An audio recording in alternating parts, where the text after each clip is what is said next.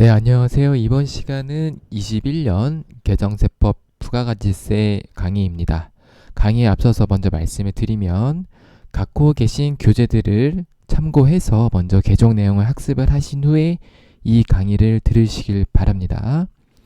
그래서 제가 교재를 별도로 판매하고 이러는 게 아니기 때문에 여러분들이 개인적으로 구매하신 교재를 가지고 참고하신 후에 그 다음에 제 강의를 들어주시는 것을 추천드려요.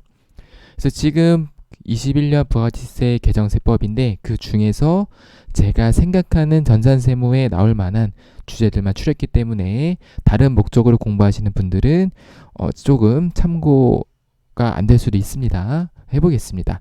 요 앞에 번호는 무시하셔도 돼요. 제가 그 기획재정부 자료를 그대로 복사해서 붙여넣기 하면서 편집을 한 거라 요거는 번호는 무시하시고 내용만 보시면 되겠습니다.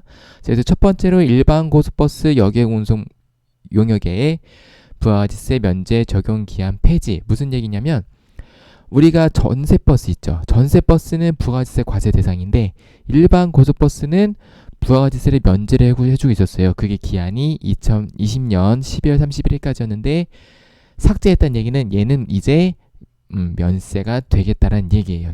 계속해서. 그래서 개정해 보니까 일반 고속버스 요금에 대해서 부가가치세를 항구적으로 면제한다. 이런 뜻이 되겠습니다. 그래서 요거는 기존에 알고 계셨던 분들은 이게 적용기한 없이 아마 다 대부분 강의를 하셨을 거예요. 그래서 얘는 그냥 이랬구나. 그렇게 알고 넘어가시면 되겠습니다. 자, 그 다음에 재화의 공급으로 보지 않는 경조사 관련 재화 범위가 확대가 됐어요. 그래서 지금 보면 경조사 관련된 재화가 1인당 연간 10만 원이었는데 이거를 구분했어요. 어떻게 구분했냐? 첫 번째는 경조사로 구분했고 두 번째는 명절 또는 기념일. 그래서 설날, 추석, 창립기념일, 생일, 결혼기념일 이런 것들이 있겠죠. 그래서 그런 것들을 아마 포함 결혼기념일 있는지 모르겠는데 여튼 설날, 추석, 그리고 회사 창립기념일, 생일 등이 포함이 돼 있다. 그래서 옛날에는 이거와 구분이 되지 않은 상태에서 연간 10만 원이었는데 이제는 구분이 돼서 10만 원이다. 그래서 요거는 문제에 나올 수가 있겠습니다. 그래서 보기에 이렇게 나오겠죠. 경조사 관련된 재화 10만 원, 명절기념 재화를 10만 원 공급했다. 이게 부가가치세에 이런 범위에 해당되는지 안 되는지를 나올 수가 있겠죠. 그래서 요거 체크하시면 되겠고, 그 다음에 연간 10만 원을 초과하는 경우 초과 금액에 대해서 재화 공급으로 이게 무슨 얘기냐면 원래는 예를 들어 15만 원이에요. 15만 원이면 이걸 전부 다 인정을 안 했는데 이제 어떻게 된다? 15만 원이면은 10만 원은 인정이 되니까 나머지 5만 원만 인정이 안 된다는 뜻이에요. 얘만 이래요. 얘만. 다른 것들 지금 부가세가 아니라 전자세무 1급 하시는 분들은 접대비 같은 거 들어가시면 그쵸? 건당 3만 원, 5만 원 초과되는 것들은 다 부인되죠.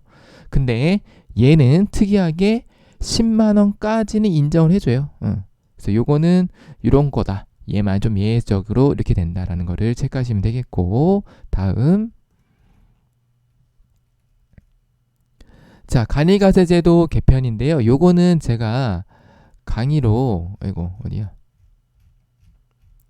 간이가세자 강의를 할 때 일부 변경된 내용을 제가 적어놨어요. 그래서 그거를 참고하셔도 되고, 요거는 조금 더 자세한 내용이 있는 건데 시험 목적으로 중요한 것만 몇 개를 추려보겠습니다. 첫 번째, 간이가세 기준금액의 공급대가가 직전 연도 공급대가가 4,800만 원. 이것도 공급대가 중요하죠. 공급가액이 아니고 공급대가가 4,800만 원이었는데 기준금액이 인상돼서 8,000만 원으로 바뀌었다. 이렇게 하시면 되겠고요. 자, 다음 배제업종이 추가가 됐는데 이거 그렇게 자세하게 나올 것 같진 않아요. 그런데 내용이 추가가 됐다. 그래서 아마 시험 문제 나오면은 간이가세자 업종 대상이 아닌 것은 이런 식으로 나올 수 있거든요. 그래서 도매업뿐만 아니라 상품 중개업이 추가가 됐고 이런 게 추가가 됐고 건설업이 추가가 됐네. 그래서 이런 것들이 있다. 그리고 전문과학기술 서비스업, 사업시설 관리사업 지원 및 임대 서비스업. 그래서 주로 최종 소비자에게 직접 용역을 공급하는 사업으로서 시행규칙으로 정하는 것이라고 돼 있습니다. 그래서 그냥 범위가 좀 바뀌었구나. 아마 요거에 대한 디테일까지는 물어보진 않을 것 같긴 해요. 다음. 자, 부가가치율 조정인데 이것도 아마 안 나올 거예요. 왜냐면 우리가 간이가세자 부가세 신고하라는 문제가 나오지 않거든요. 혹시나 해서 나올 수도 있긴 한데 나올 수도 있긴 한데 아마 제 생각에는 나오진 않을 것 같아요. 그래서 참고적으로 보면은 이렇게 바뀌었다. 뭐 나오면 어쩔 수 없어요. 과거에 한번 최근에 나왔던 것 같긴 한데 이거는 이것까지 우리가 외우면서 공부할 수 없거든요. 나오면 그냥 틀리시는 게 나을 것 같아요. 요거 공부하실 시간에 다른 거 공부하시는 거를 추천드릴게요. 외우지 마세요. 네, 다음. 자, 요것도 중요해요. 간이가세자 중에서 영수증 발급사업자 통지. 그래서 간이가세자에 대한 세금 계산서가 이제 발급 의무가 부과가 됩니다. 언제부터냐면 이게 좀 애매해요. 자, CL1 통지하는 분부터인데 우리는 그냥 2021년 7월 1일이라고 알아두시는 게 좋을 것 같아요. 네. 자, 그래서 세금 계산서가 원칙적으로 이제 발급을 해야 돼요. 이게 7월 1일부터일 거예요. 발급해야 되는데 예외가 있어요. 영수증 발급. 기존이 원래 영수증이었는데 이제 변경이 돼서 원칙이 세금계산서 발급이고 예외가 영수증 발급이다. 그 예외가 뭐가 있냐면 간이가세자 중에서 신규 사업자랑 직전 연도 공급 대가액이 4,800만 원 미만인 사람들, 그러니까 시험 문제에 나올 수 있어요. 간이가세자 중에서 세금계산서 발급 대상이 아닌 것은 또는 영수증으로 발급해야 되는 대상인 것은 해서 나올 수 있기 때문에 이 내용을 알아두셔야 됩니다. 그 다음에 주로 사업자가 아닌 재화자에게 아까 최종 소비자로 했었죠. 요 위에 있던 거 최종 소비자에게 재화 용역 공급하는 사업자라고 돼 있습니다. 다만 소매업, 음식점업, 숙박업 등은 공급받는 자가 요구하는 경우에는 세금 계산서를 발급을 해야 되겠습니다. 요건 좀 어려운 내용인데 요거까지는 아마 나오진 않을 것 같아요. 자, 그래서 현행은 신설, 그쵸? 신설됐죠? 없었는데 그래서 개정안이 관리가사 중에서 영수증 발급 사업자 통지 규정이 신설이 돼서 해당 사업자에게 통지를 나라에서 하면 세금계산서 발급 대상 여부를 정정해서 발급해서 세금계산서를 발급하게끔 바뀝니다. 그래서 보시면은 조금 어렵게 나오게 되면 어떻게 나오냐면 여기 보세요. 다만 소매업, 음식점업, 숙박업 등은 공급받는 자가 요구하는 경우 세금계산서 발급 의무가 있잖아요. 그러면 미용, 욕탕 및 유사 서비스업은 세금계산서 발행해주세요 해도 발행을 해줄 수 있다 없다? 없다예요. 다시 자, 얘네들은 세금계산서를 요청하면 발행을 해줘야 되는데 얘네들은 발행해줄 필요가 있다 없다? 없어요. 요거 아마 어렵게 나오면 나올 수도 있는데 참고만 하시고 넘어가셔도 될 것 같습니다. 제 생각에는 이것까지는 물어보진 않을 것 같아요. 다음 자, 부가세 신고 상모 추가. 요거는 생각을 해보면 당연한 거예요. 우리가 이제 간이가세자가 세금계산서 발행이 되잖아요. 그러니까 뭐가 필요해요? 세금계산서 합계표가 필요하죠. 무슨 세금계산서 합계표? 매출처별 세금계산서 합계표. 매입처별 세금계산서 합계표는 기존에 냈었잖아요. 그렇죠? 그래서 요거 플러스 가산세 같은 경우도 여기 없네. 잠깐만요. 가산세 안 넣어놨나? 안 넣어놨네.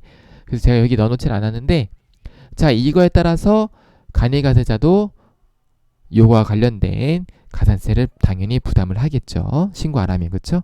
요거까지 알아두시면 될 것 같고 자, 그 다음에 혹시나 이런 문제 나올 수 있어요. 원래는 시청일로부터 3일이었는데 변경돼서 2일 이내.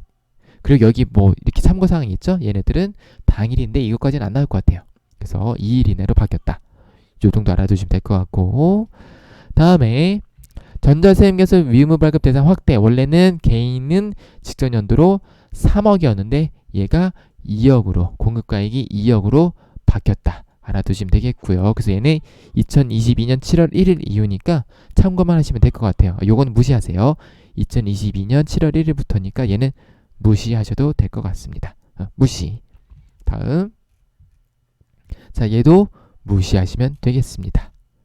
자, 이렇게 해서 부가세 개정세법 중에 주요 내용 봤어요. 제일 중요한 건 뭐냐면은 다시 한번 짚어보면 요거 경조사가 연간 10만 원이 이렇게 두 개로 나눠졌다. 그 다음에 간이가세자가 엄청나게 바뀌었는데 제일 중요한 건 8천만 원. 그리고 원칙이 세금계산서로 발급하는 거로 바뀌었다. 요 정도만 알아두시면은 문제 풀이할 때는 크게 어려움은 없을 것 같습니다. 자, 이렇게 해서 21년 개정세법 마무리를 해보도록 하겠습니다. 시청해주신 여러분들 감사합니다.